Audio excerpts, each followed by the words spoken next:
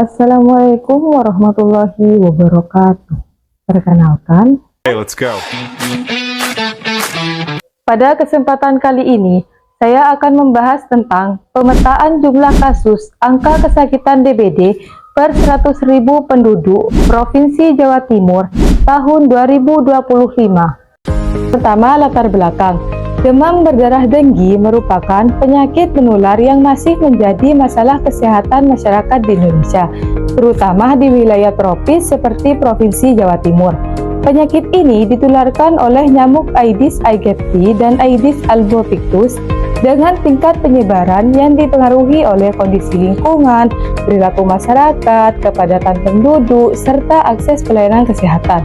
Data menunjukkan adanya perbedaan antara angka kesakitan DBD di setiap kabupaten atau kota, sehingga diperlukan pemetaan menggunakan sistem informasi geografis. Melalui pemetaan ini, dapat diketahui wilayah dengan risiko tinggi, sedang, dan rendah sebagai dasar dalam menentukan prioritas program pencegahan dan pengendalian DBD secara lebih efektif dan tepat sasaran. Tujuan pemetaan. Yang pertama, mengidentifikasi wilayah dengan tingkat kasus DBD tinggi, sedang, dan rendah. Yang kedua, mengetahui pola persebaran spasial penyakit DBD berdasarkan kondisi geografis masing-masing wilayah. Yang ketiga, memetakan persebaran angka kesakitan DBD pada setiap kabupaten atau kota di Provinsi Jawa Timur. Data yang digunakan dalam pemetaan. Yang pertama, data atribut. Data angka kesakitan DBD kabupaten atau kota Provinsi Jawa Timur diperoleh dari Badan Pusat Statistik Provinsi Jawa Timur. Yang kedua, data spasial. Data peta administrasi kabupaten atau kota Provinsi Jawa Timur diperoleh dari Humanitarian Data Exchange. Tahapan pengolahan data. Yang pertama, tahap persiapan data. Pada tahap ini, menyiapkan data spasial berupa subfile, batas administrasi Provinsi Jawa Timur, dan data atribut angka kesakitan DBD dalam format Excel. Yang kedua, tahap memasukkan data ke ARGIS. Pada tahap ini, data spasial diinput ke aplikasi ARGIS menggunakan fitur Add Data. Yang ketiga, tahap pengolahan data. Pada tahap ini, dilakukan proses seleksi wilayah Provinsi Jawa Timur menggunakan fitur Select by Attribute. Kemudian, hasil dari seleksi diekspor menjadi layar baru.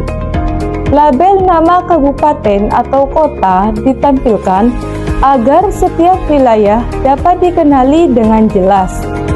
Yang keempat, tahap memasukkan data atribut secara manual. Pada tahap ini, data angka kesakitan DBD dimasukkan ke dalam tabel atribut dengan menambahkan file baru bertipe double.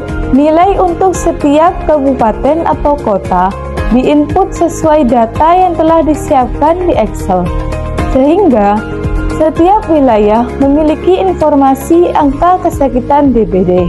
Yang kelima, tahap pemberian simbol dan klasifikasi.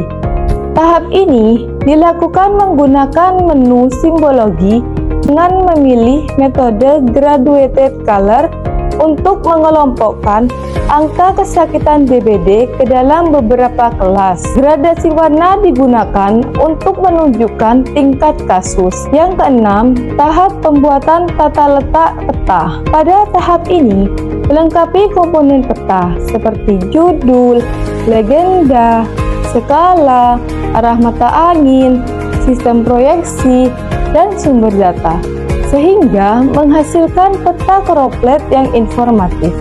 Visualisasi peta koroplet. Visualisasi spasial di samping menampilkan distribusi angka kesakitan DBD di kabupaten atau provinsi Jawa Timur melalui gradasi warna, sehingga memudahkan identifikasi wilayah dengan tingkat morbiditas tertinggi hingga terendah. Berdasarkan peta tersebut, warna merah tua menunjukkan jumlah kasus yang sangat tinggi, sedangkan gradasi warna pink atau peach muda menunjukkan jumlah kasus yang sangat rendah. Analisis deskriptif spasial. Berdasarkan peta Choropleth, angka kesakitan DBD per 100.000 penduduk Provinsi Jawa Timur tahun 2025. Visualisasi gradasi warna pada legenda peta diklasifikasikan ke dalam 5 tingkatan. Daerah dengan warna paling gelap merupakan wilayah yang membutuhkan perhatian lebih karena memiliki resiko penyebaran DBD yang lebih tinggi dibandingkan daerah lainnya. Klasifikasi angka kesakitan DBD. Tingkatan sangat rendah dengan rentang kasus 8-20 meliputi Kota Surabaya, Banyuwangi, Kota Mojokerto, Bangkalan, Kediri, Sidoarjo, dan Mojokerto. Sedangkan tingkatan sangat tinggi dengan rentan kasus 88-227 meliputi Probolinggo, Kota Probolinggo, Jombang, dan Kota Pasuruan. Pembahasan epidemiologi spasial. Pertama, faktor lingkungan. Kondisi lingkungan yang kurang baik meningkatkan kerentanan penularan DBD. Misalnya, penumpukan sampah atau barang bekas seperti ban, botol, dan plastik yang menampung air sebagai tempat perkembangbiakan nyamuk Aedes aegypti. Pencegahan dilakukan melalui pemberantasan sarang nyamuk atau PSN dan 3M+. Yang kedua, faktor perilaku. Kebiasaan menyimpan air terbuka dan pengelolaan sampah yang kurang baik meningkatkan risiko penularan DBD. Edukasi perilaku hidup bersih dan sehat atau PHBS perlu terus ditingkatkan. Yang ketiga, faktor kepadatan penduduk. Wilayah dengan kepadatan penduduk yang tinggi memiliki risiko penularan DBD lebih besar karena kontak antara manusia dan nyamuk lebih sering terjadi. Nyamuk Aedes aegypti umumnya berkembang biak di daerah permukiman yang padat. Yang keempat, akses pelayanan kesehatan. Akses pelayanan kesehatan di wilayah perkotaan seperti Surabaya dan Malang relatif lebih mudah dibandingkan daerah kepulauan atau terpencil seperti Sumeneb. Pemerataan fasilitas kesehatan, peningkatan tenaga kesehatan, serta penguatan sistem supervise dan rujukan DBD perlu terus ditingkatkan agar penanganan kasus dapat dilakukan lebih cepat dan merata. Kesimpulannya, berdasarkan peta Choropleth, persebaran angka kesakitan DBD di Provinsi Jawa Timur tahun 2025 menunjukkan kesenjangan yang cukup besar antar wilayah.